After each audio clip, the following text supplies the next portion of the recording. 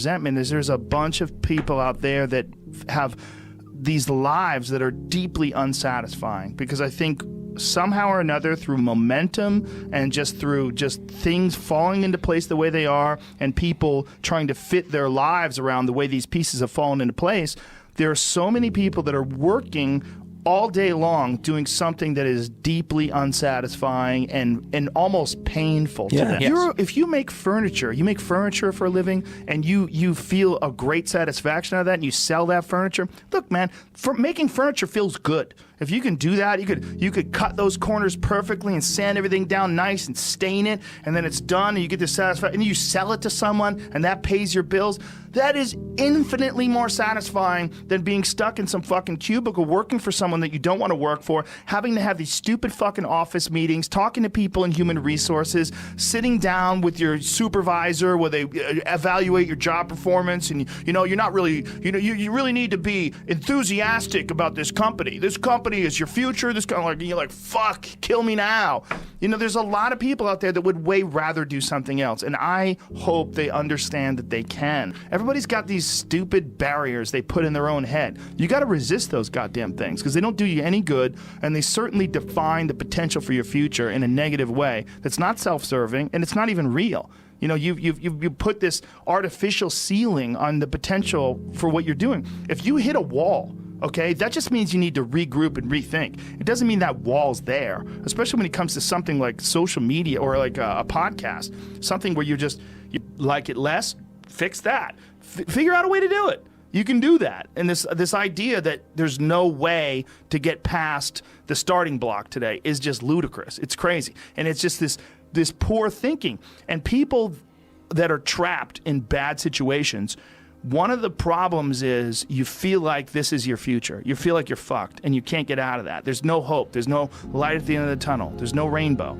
And if you feel like that, that alone can be incredibly defining and limiting. But if you look at yourself objectively and say, okay, I kind of am fucked here. I'm in credit card debt. I'm working in a shitty job. I don't like what I'm doing, but I have some ideas. I need to feed those fucking ideas. I need to feed them and water them, and I need to set aside a certain amount of time every day to just try to make those things happen. You can do that. Wondering why other people's success, or wondering why other people are successful, is the refuge of losers. Wondering why other people are successful.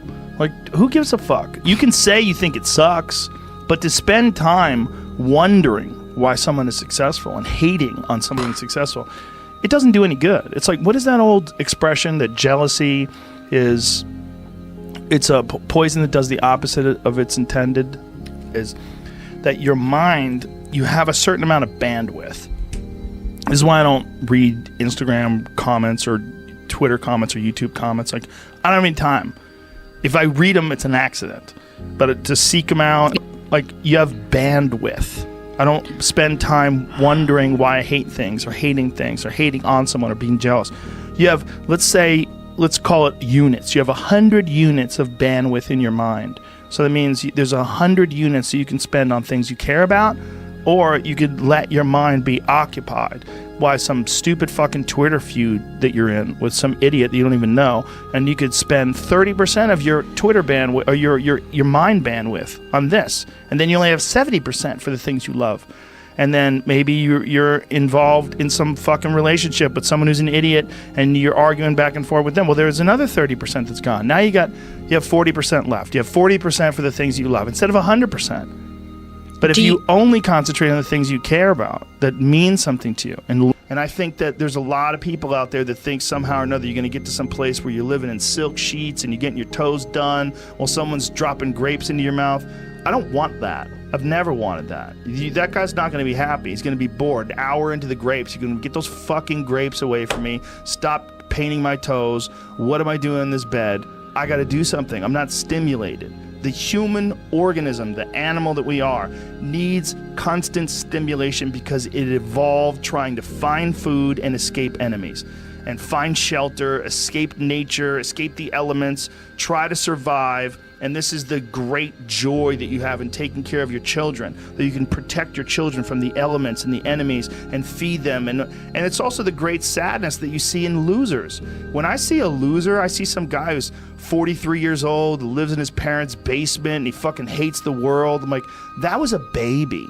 Man, this is a baby that somebody just gave shitty nutrients to, whether it's nutrients in the forms of food or in the form of thoughts and ideas and examples, and this kid developed these horrible self-defeating patterns of behavior that have led them to this point where they're this middle-aged person with no future and no idea of how to get out of this rut, and probably never will escape it, and might just wind up sucking on a gun.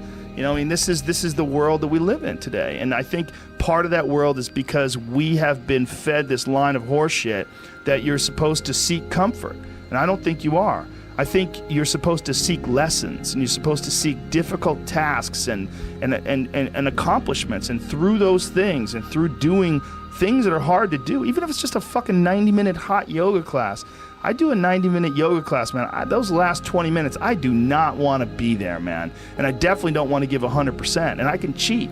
I can kind of half-ass it. I can. But if I don't, and I get through it, when that time is up and the lady says namaste and everybody gets up, I'm like, fuck, man, I made it. You know, I lost 15 pounds. My fucking yoga mat is drenched to the point where I could literally wring it out and fill a jug up with water. But through that struggle, I will now have a better day, and I better fucking do it again tomorrow or do something else, because if I just think, well, tomorrow I'm just going to coast and eat Twinkies and watch TV. Oh, hello, sadness, my old friend. Hello, depression. Because when you're not doing anything, you feel like shit. And that's just a part of being a human being. And we can pretend that we're something other than what we really are, and we can pretend, nah, me, man, I'm just cool, just chilling, doing nothing. Bullshit. You're a fucking human. You're a human being. You evolved from the fucking hundreds of thousands of years of hunters and gatherers and people that were struggling. Those human reward systems are carved deeply into your DNA. And if you don't respect that, if you don't respect the mechanism of happiness and fulfillment and what you really need to do in order to feel satisfied in life, camaraderie, love, family, friendship, struggle, testing yourself, learning, all those things are imperative. They're all a giant part of being a person. Concentrating on people that suck or being jealous about people that are doing well does me zero good. But instead, if someone does well, I can be inspired and I can get fired up by it. I mean, I figured this out in my early 20s. I was like, okay, this is I have a poor way of looking at it, because it's a martial arts thing. Because in martial arts, like, you can't be jealous of someone else's ability. You have to realize you might have to fight them someday. So by realizing that they're really good, you're forced to be objective about it, and you have to go to work. Like, you have to go, fuck, that guy's better than me. I got to get better. And you have to go to work. Right. There's no positive benefit in underestimating someone. Underestimating someone will get you fucking killed. Like, literally. You're going to get... But this is something I've cultivated for a long time and avoided things that make me unhappy and figured out what those things are and been very rigid about eliminating them from my life. And one of the big ones is eliminating interactions with people that are negative. That is gigantic. And because I've realized that I'm not really as independent as I used to like to think I was. I used to like to think that my thought process was independent and that I don't give a fuck what anybody thinks. That's nonsense. People say that because they absolutely care what people think and it bothers them. So they say, I don't give a fuck. But that I don't give a fuck stuff is almost entirely nonsense. You do care. And you care in both ways. You care if people are critical of you, care if people are positive of you, but you also care if people are living positive lives and they're motivating you. That's a big one. People are fuel, and other people, it's one of the reasons why I like talking to people, one of the reasons why I like to do podcasts, because I get a lot out of, like just talking to you about your time in the monastery or your push to get to that 100 miles. Like, you get energy out of people like that, and you think about this energy and you think about this inspiration when you're doing other things. And it also sets in your mind that when you meet these exceptional people that move you, like, what are the characters what are the qualities that they have? What are the characteristics that they possess? And those things become significant and important to you. Whereas if you live around a bunch of people that are complaining and bitching about everything, and they see the negative in everything, and they're always whining, those people are the opposite of that. They're the opposite of inspiration, and they're mud. You're just like, "Bleh." It's like you're up to your ankles in mud. You try to trudge through life. It's difficult. You're not light. It's not pushing you. There's not a wind at your back. The wind's in your face, and it's rough, and over time, I've learned that these people, you're not going to fix them. I used to want to fix them when I was young. I used to want to go, hey man, I see what you're doing. Like, dude, don't do that anymore. Listen, just do this and stop doing that and start doing this. And if you just work towards this, you could be successful. And then a week later, the guy's doing the same shit. You're like, okay, right. I'm wasting a significant amount of my energy on someone who doesn't want to waste any of their energy on themselves. And so managing the community and the tribe that you're in, making sure that you're a good member of that tribe, that you're doing your part, and there's a lot of cynicism in these days about inspiration and about motivation, because there's a lot of fake shit. You can go on Instagram and you see a million of these inspirational quote pages, and they're run by people that are probably depressed. You see a lot of people that are, talking about how to get ahead in life, but they're not really doing anything themselves. So there's a lot of cynicism involved in that. But there's also sincerity in it, and you can get, if you just look at it with a pure heart and a pure mind, you can get a lot of energy out of that. And when you're around happy, inspirational people that are successful, it makes you feel better and you get inspired. And if you act on that inspiration, your life will be more fulfilled. And it's not just inspirational in terms of financial success, but in terms of doing difficult things, whether it's running 100 miles, it doesn't pay you a goddamn thing other than the wealth of the knowledge that you can push yourself to such an extreme.